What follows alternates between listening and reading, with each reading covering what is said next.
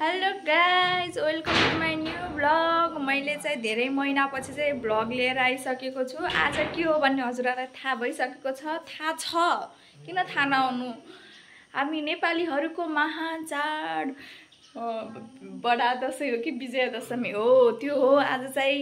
अनि आजको दिनमा चाहिँ मैले भ्लग गराइराखेको छु किनभने आज चाहिँ मेरो धेरै वर्षपछि चाहिँ मेरो दिदी चाहिँ दसैँ मनाउन घर आएकी छे। अनि त्यही भएर चाहिँ आज मैले ब्लग स्टार्ट गरेको छु। यो चाहिँ सम्झनाको लागि हुन्छ भनेर। मेरो एकलौती टुकुरा। हाई गाइज भन। आज के हो रे? आज हामी दसैँमा कहाँ जान्छौँ? सागर मामाको घर जान्छौँ। अनि आज हामी साथी होइन, भ्लग हो भ्लग। आज मैले भ्लग गराउँदैछु क्या, बुझ्यौ?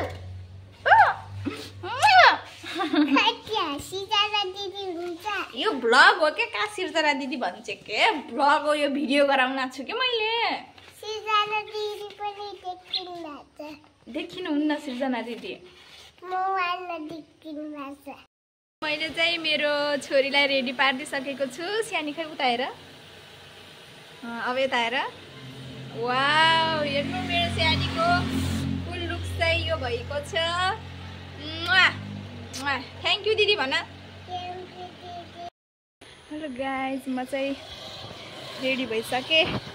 हामी चाहिँ टिका लाउनुभन्दा अगाडि हल्का फोटो खिच्ने भनेर चाहिँ यहाँ फोटोसुटहरू हुँदैछ। यहाँ मेरो भाइ यो भयो, मेरो छोरो, अनि दिदी उहाँ घुमिरहेको छ। सानी हेर्नु न, सानीलाई फेरि छुट्टै छ। अब हामी चाहिँ एकछिनमा टिकटकहरू बनाएर फोटोहरू खिचेर चाहिँ हामी टिका लाउने साथमा हामी टिका लाउँछौँ।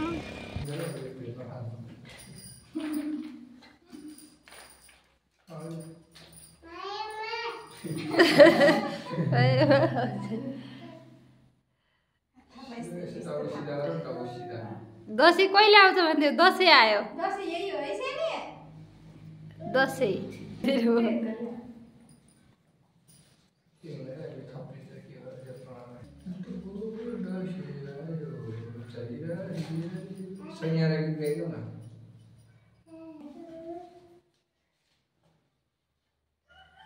टिका कपाल फालेर ठिक भएछ अनिस।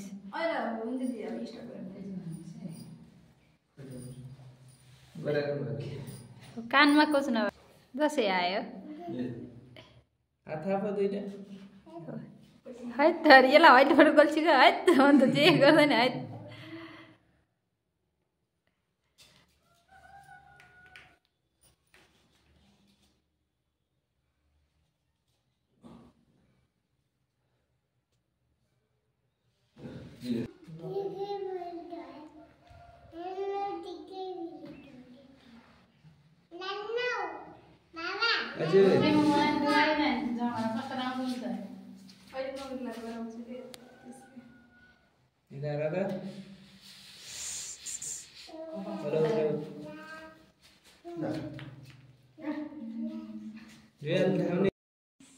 यहाँ चाहिँ हामी सालीहरूलाई दिने भिनाजुले हजार गर्नु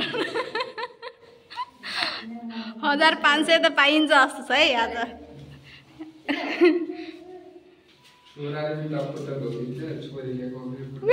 फुटुरी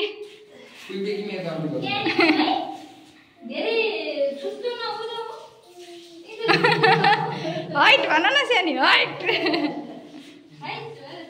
गाइज, हामीहरूले चाहिँ टिकाहरू लगाइभ्यायौँ। अब हामी चाहिँ टेकेर हजुरआमाकोमा जाँदैछौँ। हाम्रो ड्याडी हाई भनिदिनु न। अब हामी चाहिँ हजुरआमाको घरतिर लाग्यौँ, गाउँ अङ्कलहरूसँग भेट्न। कोसेली देखाएँ म खै कोसेली दिदीहरू चाहिँ पछाडि बाइकमा आउँछन्। अहिले चाहिँ हामी लागेको ल गाइज, अब उतै गरेर देखाउँछु। हाम्रो मम्मीलाई चाहिँ हामी पछि ल्याउन आउँछ।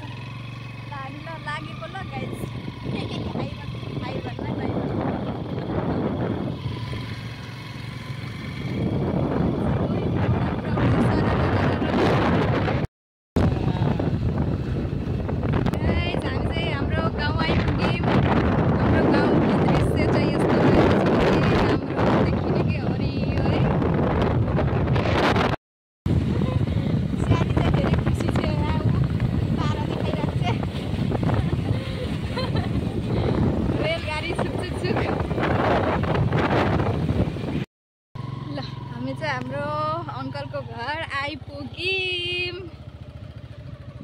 हाम्रो अङ्कल चट्ट लाएर चस्मा कोट प्यान्ट ठोकेर बस्नु भएको छ।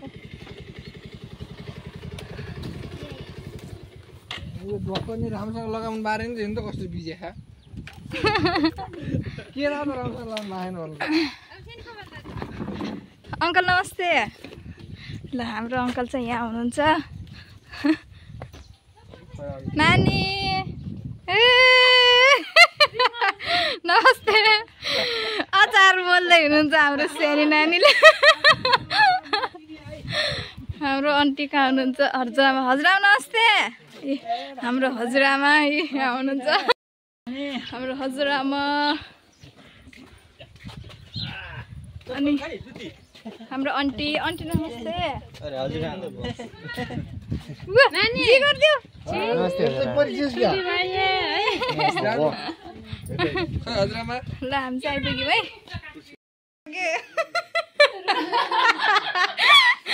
अचार मोरी हेर नानी मैले त हेर त बिर्सेछु कि ल्याइदिएर मम्मी आउनुहुन्छ अनि मम्मीले ल्याइदिनुहुन्छ है।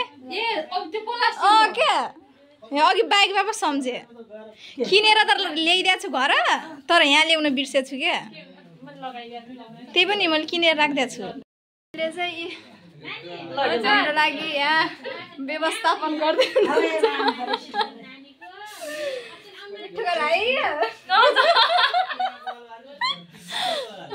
अचार मोल्दै चाहिँ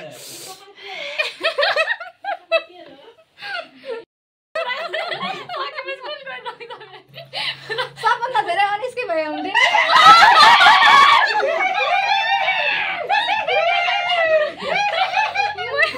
मैले केही नराम्रो बोलेर किन हो कि यस्तो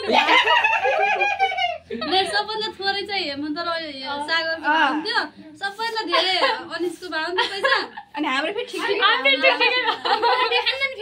मम्मी त छोरा यहाँ कस्तो हुन् क्या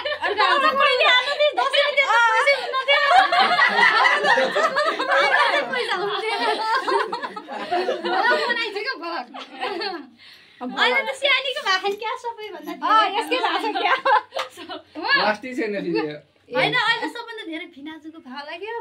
दसैँमा भर्खर दसैँमा नराम्रो छ देख्ने देखिने ल ल ल ए हाम्रो सानले दही खाइ छिन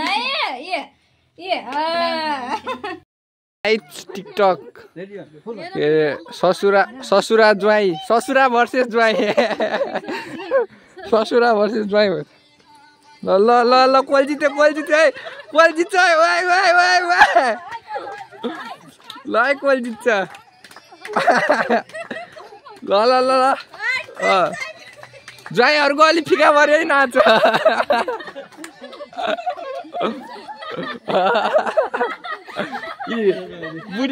बुढीहरू फेरि हाँस्दैछन् आफ्नो बुढाको नाच देखेर लाज मारे यस्तै रहेछ। म पनि एक दिन यस्तै गरेर कम्पिटिसन गर्छु ससुराबासँग। हामी चाहिँ हाम्रो मामा घर आएर अब टिका सिका लाएर घर जाँदैछौँ। यता यो चाहिँ हाम्रो मामा घर हो। पुरानो गरी हाम्रो कान्छो मामा पुरानो घर हो। यो चाहिँ हाम्रो सबजनाको घर हो। 26 वर्ष भयो मलाई याद छ हो र घर बनाएको चाहिँ 26 वर्ष भयो अरे 26 वर्ष। अब हामी चाहिँ फोटो सुट गरेर फेरि हामी जेठो मामाको घर जाँदैछौँ। हाम्रो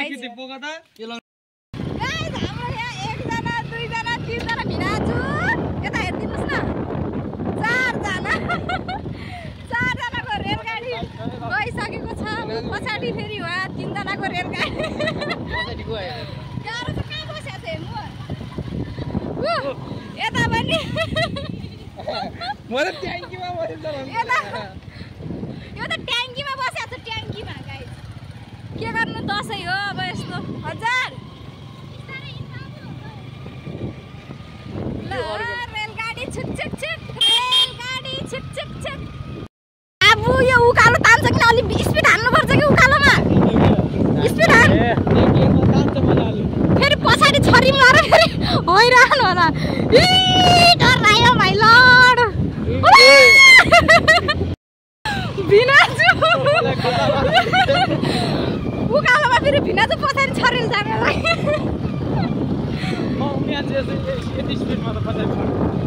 पैसा बचाउ प्रोग्राम हो गाइज यो चाहिँ हाम्रो। अब अटोले लगेर छ 800-900 त्योभन्दा त आफ्नै बाइकमा तेल हालेर राम्रो होइन त।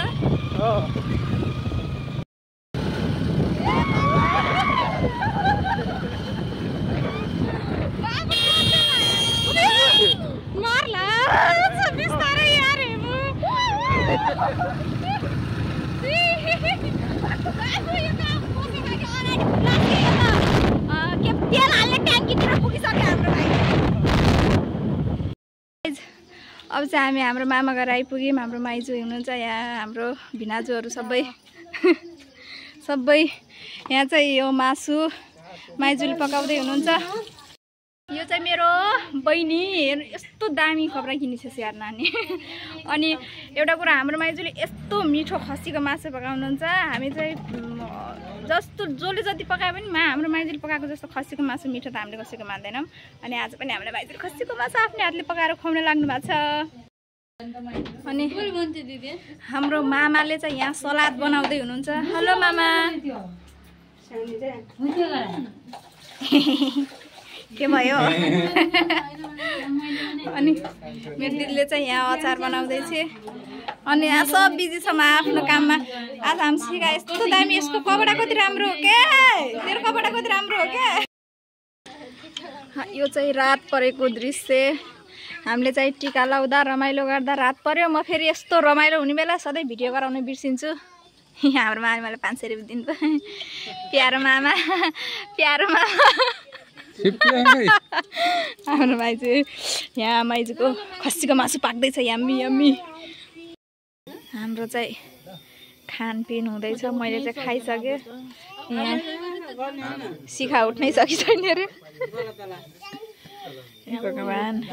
यस्तो जुन देखायो कि खानासाना खाएर तास खेल्ने सुरु हुन लाग्यो यहाँ। तास कस्तो लोभ नमाने उनीहरू त बल्ल बल्ल आए पैसा पनि खर्च गर्ला खान। अनि को खेल्छ त? 5 रुपियाँ पनि निधार थाप्नुपर्छ। कसले जित्यो तासमा?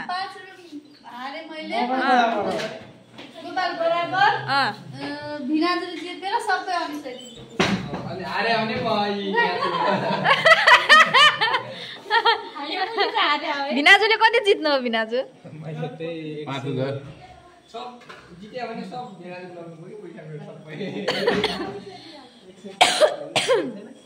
ल रामसँग जानुलाई भिनाजु भोलि। म त आज गाइज यतै मामा घर बस्नु लाग्यो।